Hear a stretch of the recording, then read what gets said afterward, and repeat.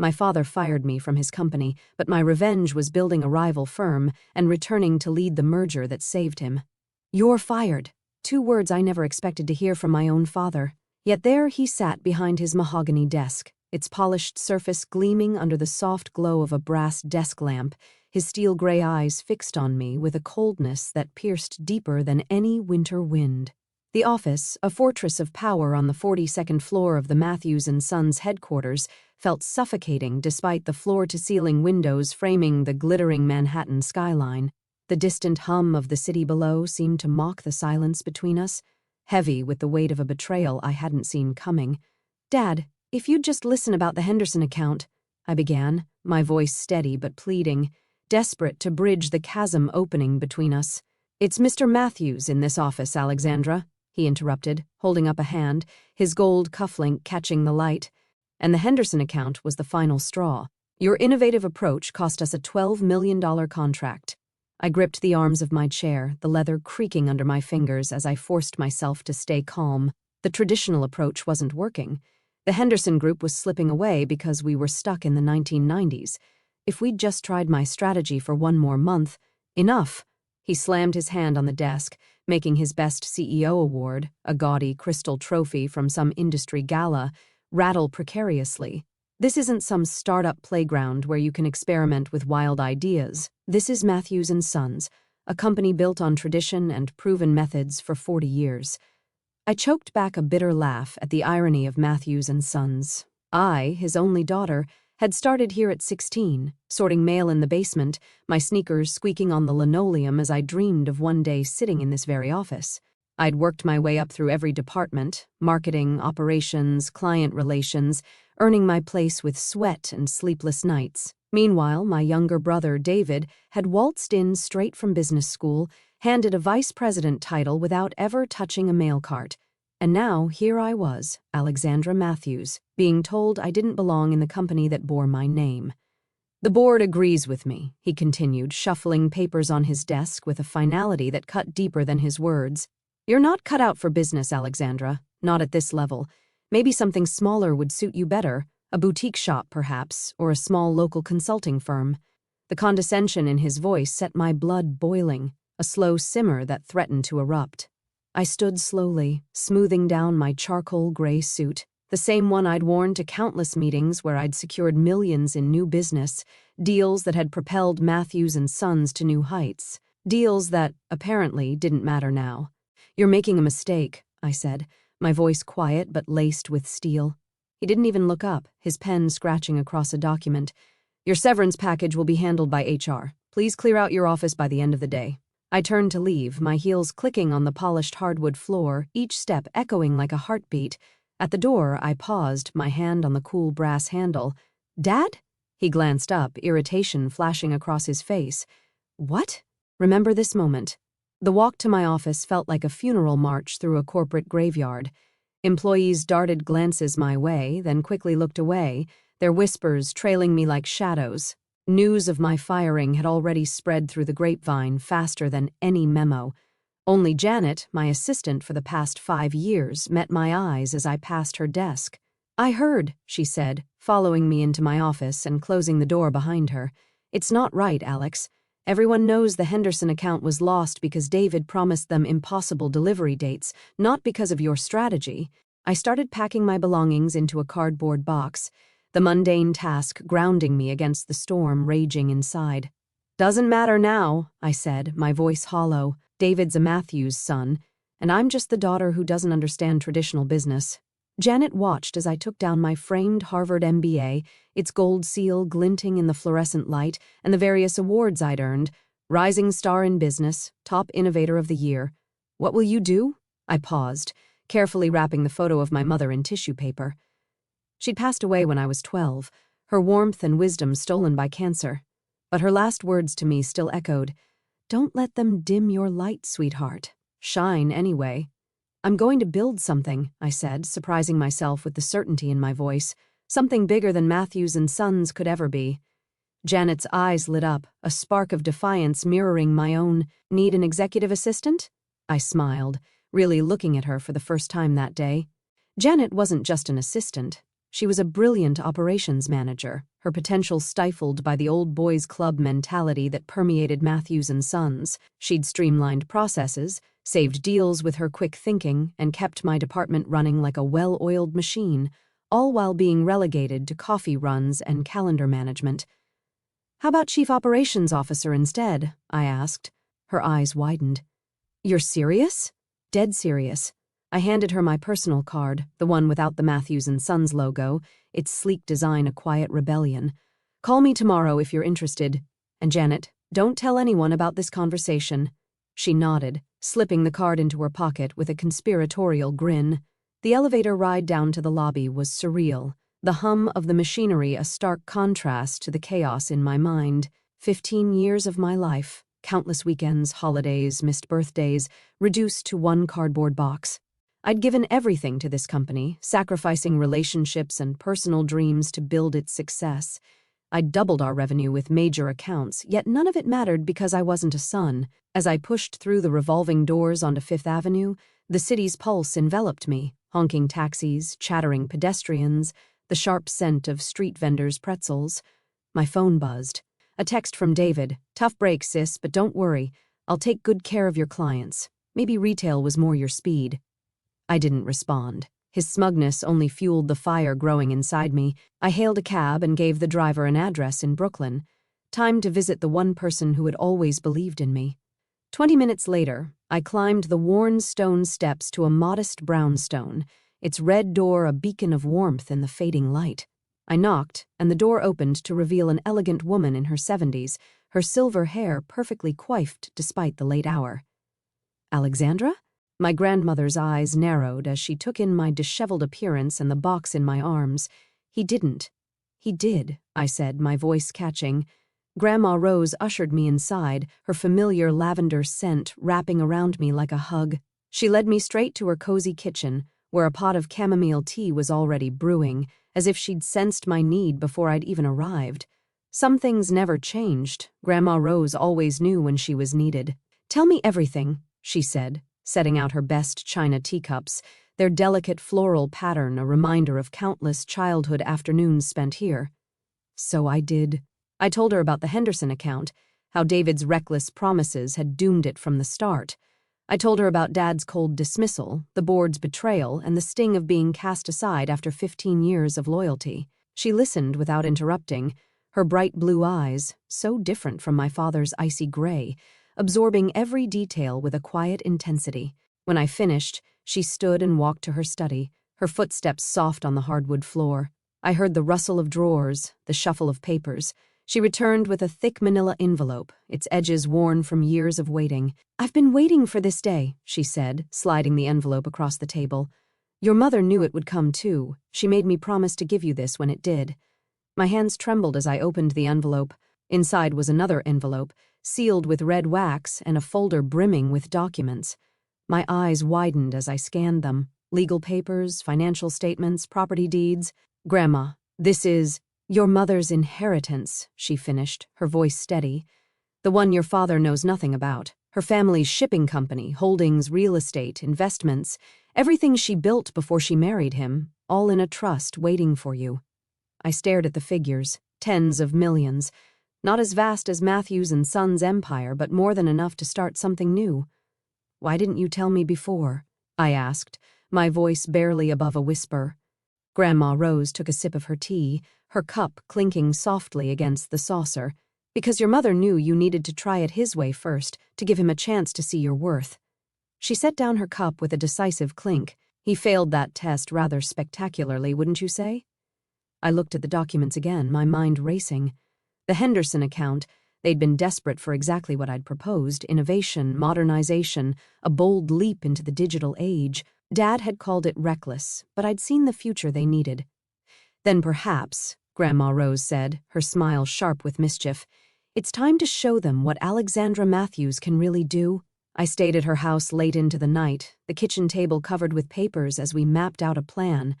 Grandma Rose, a retired investment banker with a mind as sharp as ever, offered insights and contacts I hadn't known she had. By the time I left, the first rays of dawn painting the sky, I had the framework of a strategy that would upend everything. Dad thought I wasn't cut out for business? Fine.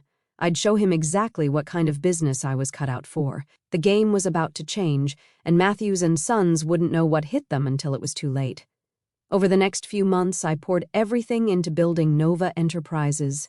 Using my mother's inheritance and Grandma Rose's network, I assembled a team of visionaries, people like Janet, who'd been undervalued at Matthews and Sons, and others I'd met over the years, brilliant minds stifled by corporate rigidity. We set up shop in a sleek loft in Dumbo, its exposed brick walls and high ceilings a stark contrast to the sterile offices of my past. Nova specialized in what Matthews and Sons feared most: innovative business solutions for the digital age, AI-driven analytics, cloud-based platforms, agile strategies that left traditional methods in the dust. Janet proved invaluable as COO, her organizational genius transforming our fledgling startup into a powerhouse. We recruited talent overlooked by the industry's old guard: women, people of color, young innovators with ideas too bold for conservative boardrooms. Together, we built something dynamic, a company that didn't just adapt to change but drove it. I also reached out to old contacts, including Emily Chen, a former classmate from Harvard Business School who now ran a venture capital firm. Over coffee in a bustling Soho cafe, I pitched Nova's vision. Emily leaned back, her sharp eyes assessing me. "You're not just building a company, Alex," she said. "You're starting a revolution. Count me in." Her investment gave us the capital to scale quickly, and within 6 months, Nova Enterprises was making waves. We landed smaller clients first, proving our model, then began targeting the giants, companies like the Henderson Group, who'd walked away from Matthews and Sons because of their refusal to innovate. 1 year after my firing, the Henderson Group's downtown headquarters buzzed with anticipation. In the main conference room, its glass walls reflecting the morning light, Janet was setting up for our presentation, her tablet glowing with data. Through the transparent panels, I could see Thomas Henderson himself pacing, checking his watch every few minutes, his silver hair catching the light. "They're here," Janet whispered, glancing at her tablet. Matthews and Sons representatives just arrived in the lobby. I smoothed down my tailored Armani suit, crimson red, a deliberate departure from the conservative grays and blacks my father favored, right on time to watch their biggest account slip away. "Alex," Janet's eyes sparkled with mischief. "Did you plan this? The presentation time?" "Pure coincidence," I smiled. "The fact that my father and brother are desperate to keep Henderson's business while I'm here to take it? Now that's just good strategy." The conference room door opened. Thomas Henderson entered, his presence commanding, followed by his board members in crisp suits. And behind them, looking significantly more worn than the last time I'd seen them, came my father and brother. Dad stopped short when he saw me, his face draining of color, his usual commanding posture faltering. David actually took a step backward, nearly colliding with a board member, his boyish charm replaced by a flicker of panic. "Alexandra?" My father's voice cracked slightly, betraying the shock he couldn't hide. "Mr. Matthews," I replied coolly, extending my hand with a professional smile. What a surprise. I wasn't aware Matthews and Sons would be joining us today. Thomas Henderson looked between us, confusion knitting his brows. "You know each other?" "Ms. Matthews used to work for us," my father said stiffly, ignoring my outstretched hand, his jaw tight. "Matthews." Thomas raised an eyebrow, sensing the undercurrent. "Any relation?" "Just a former employee," Dad cut in quickly, his voice clipped. "Actually," I smiled, my tone light but pointed, "I'm his daughter." But that's ancient history. Shall we begin the presentation? The next hour was a masterclass in everything my father had dismissed as wild ideas. Standing at the head of the room, I unveiled Nova's digital transformation strategy, AI-driven analytics to optimize supply chains, cloud-based platforms for real-time collaboration, agile frameworks that could pivot with market shifts. I showed case studies of our early successes, data projections that made board members lean forward in their seats, and a vision for the Henderson Group that aligned perfectly with their ambitions. Janet, poised and confident, fielded technical questions with ease, her contributions drawing nods of approval. David's face grew increasingly red, his fingers drumming nervously on the table. My father sat stone-faced, but I could see his hands clenching under the table, his knuckles white. "Very impressive, Ms. Matthews," Thomas said when I finished, his tone warm with admiration. This is exactly what we've been looking for. But I have to ask, why didn't you propose these solutions when you were with Matthews and Sons? The room went silent, the air thick with anticipation. All eyes turned to my father. Oh, I did, I replied softly, my gaze locking with his. In fact, it was my last presentation before leaving the company. Wasn't it, Mr. Matthews? Dad's jaw tightened, a muscle twitching in his cheek. Before he could respond, Thomas Henderson stood, his decision clear. Well, I think we've seen everything we need. Ms. Matthews, your proposal is exactly what the Henderson Group needs to move forward. I believe our legal team already has the contracts drawn up. What? David spluttered, his voice rising. You can't be serious. We've handled your business for 20 years. And in those 20 years, you've fallen behind every technological advancement in the industry, Thomas replied firmly, his tone brooking no argument. It's time for a change. As the contracts were being signed, I caught my father's eye. He looked older, somehow defeated, the weight of his choices etched into the lines of his face. Part of me felt a twinge of sympathy, but then I remembered that day in his office, the cold dismissal, the erasure of everything I'd built. This wasn't revenge, it was justice. The Henderson account was just the beginning. Over the next 6 months, Nova Enterprises systematically targeted Matthews and Sons' biggest clients. We didn't poach them.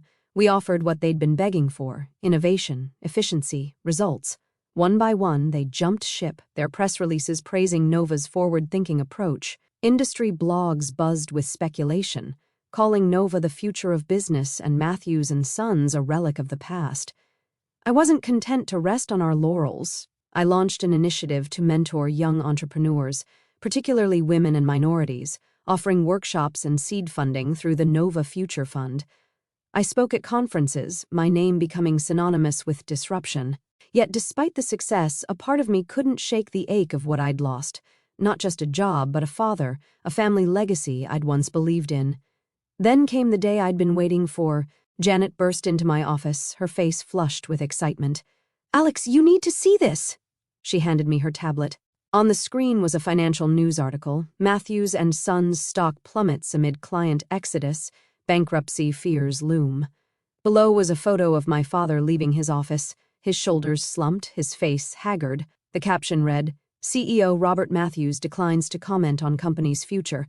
My phone rang, Grandma Rose's number.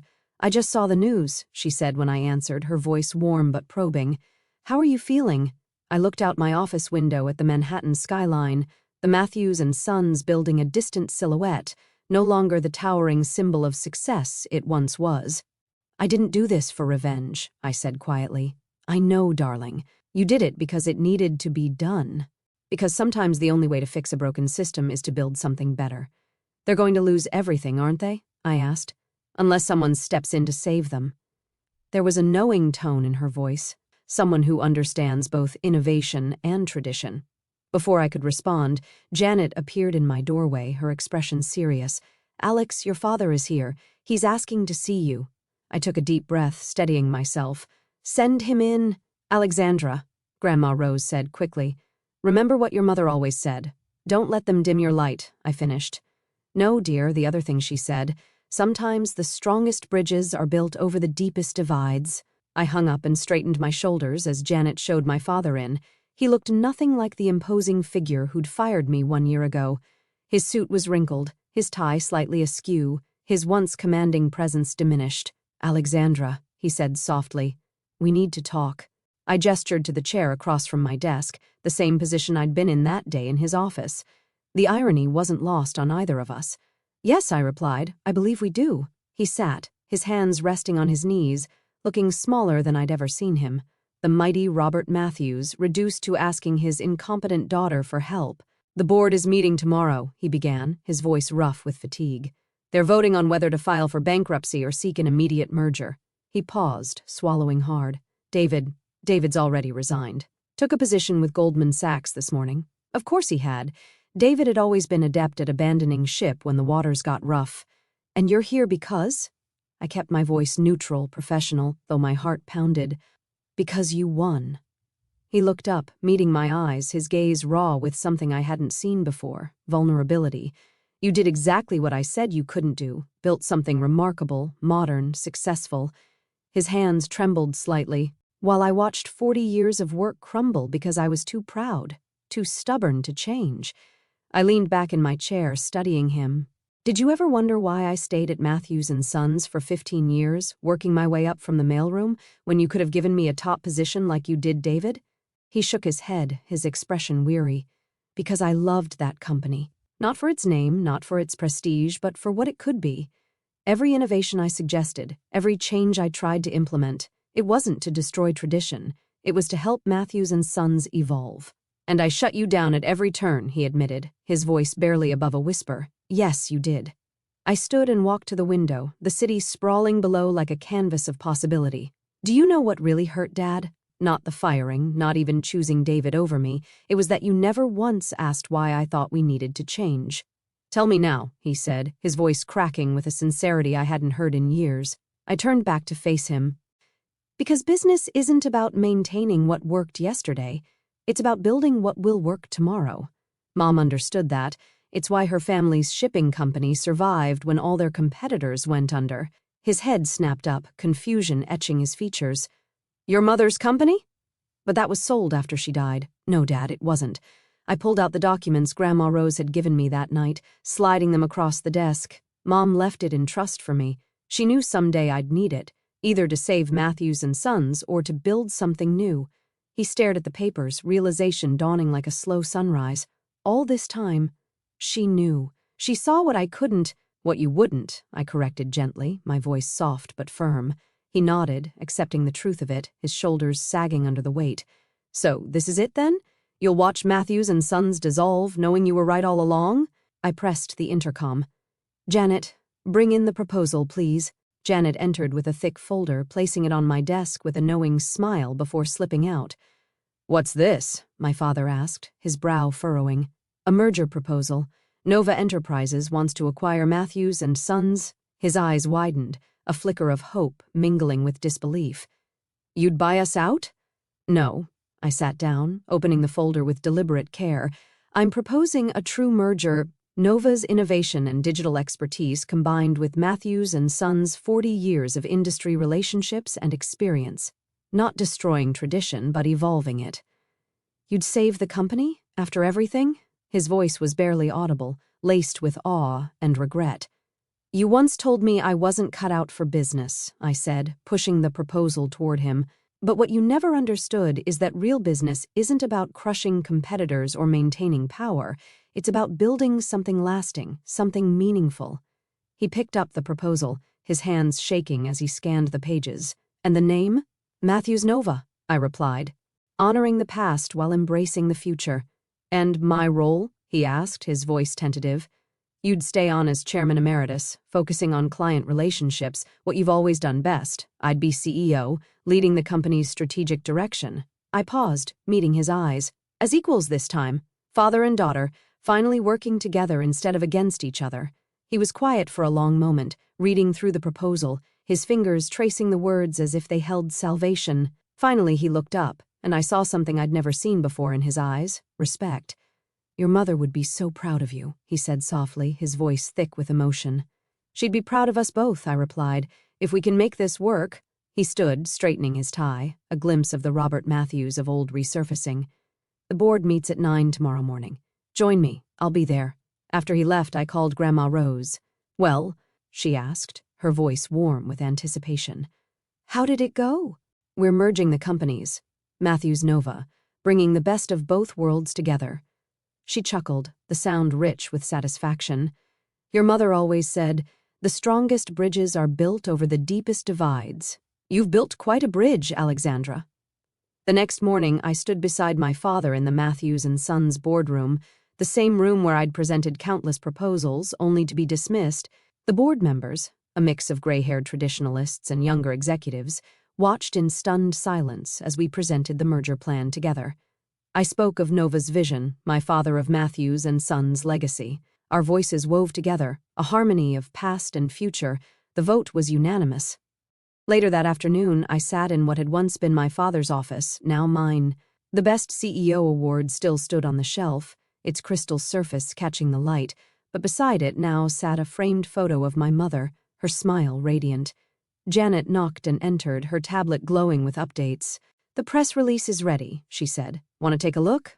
I smiled, thinking of how far we'd both come. "In a minute. First, call the Henderson group. I want to personally tell them about the merger." "Already done," she grinned. Thomas Henderson said, and I quote, "It's about time those Matthews women took charge." I laughed, a lightness spreading through me, then turned to look out at the city, the skyline a tapestry of ambition and possibility. Somewhere out there, in an office much like this one, my father was probably doing the same, seeing New York not as it was, but as it could be. 1 year ago, he'd fired me for not understanding business. Now, together, we were building something neither of us could have created alone, a legacy that honored my mother's vision and bridged the divide between us. That evening, I visited my mother's grave in a quiet cemetery on the outskirts of the city, placing a single white rose beside her headstone. The merger announcement was already making headlines. Matthews Nova, a new era in business. "You were right, Mom," I whispered, the cool evening air carrying my words. "About everything." My phone buzzed. A text from Dad. "Dinner tomorrow?" "I'd love to hear more of your ideas about the digital transformation project. Maybe we could discuss that mentorship program you mentioned." I smiled, typing back, looking forward to it. "Let's make it a working dinner. Plenty to plan." The sun dipped below the horizon, casting long shadows across the cemetery. But I wasn't standing in anyone's shadow anymore. I was casting my own light, bright enough for us all to see by. Sometimes the best revenge isn't revenge at all. Sometimes it's showing them a better way forward. And sometimes, just sometimes, the black sheep of the family becomes its greatest legacy. Months later, Matthews Nova thrived, its stock soaring as clients flocked to our hybrid model of tradition and innovation. I launched the Matthews Nova Future Fund, expanding our mentorship program to support underrepresented entrepreneurs across the country. My father and I met weekly, our dinners evolving from tentative peace offerings to genuine collaborations, his experience tempering my boldness, my vision softening his rigidity. One quiet evening, as I reviewed reports in my office, Janet brought in a small package. "No return address," she said, her curiosity piqued. "Just your name." I opened it to find a delicate silver locket, its surface engraved with a single rose. Inside was a tiny photograph of my mother, young and radiant, and a folded note in Grandma Rose's elegant script. "Your mother wore this when she built her empire. Now it's yours to carry her light forward. Shine on, Alexandra." I clasped the locket around my neck, its weight a reminder of the women who'd come before me, their strength coursing through my veins. Outside, the city lights twinkled, a constellation of dreams and possibilities. Matthews Nova was just the beginning. There were more bridges to build, more divides to cross, more lights to kindle. And I was ready, for all of it.